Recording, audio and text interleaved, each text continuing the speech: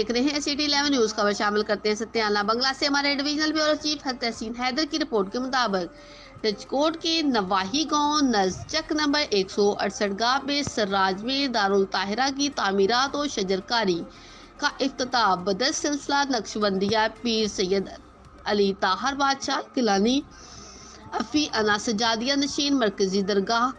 آستان عالیہ نقشبندیہ مجددیہ نوریہ چورا شریف نے فرمایا۔ اس موقع پر پروفیسر ڈاکٹر پیر سید محمد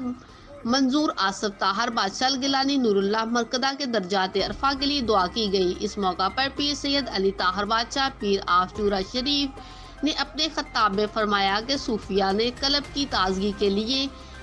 علم کے ساتھ ساتھ عمل اور ادب پر زور دیا۔ مزید برآں کے معاشرتی اقدار کی فقدان کو دور کرنے کے لیے سائنسی علوم حاصل کرنا، خدمات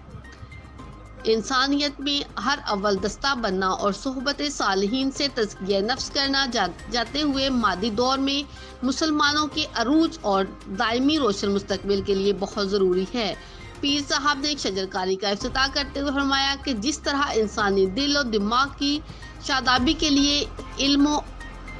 عمل اور ادب ضروری ہے، ایسے ہی اپنی سرزمین کو سرسبز و شاداب اور زرخیز کرنے کے لیے پھولدار اور پھلدار درخت لگانا بہت ضروری ہے۔ یاران طریقت عوام اہل سنت کی کثیر تعداد نے شرکت کی۔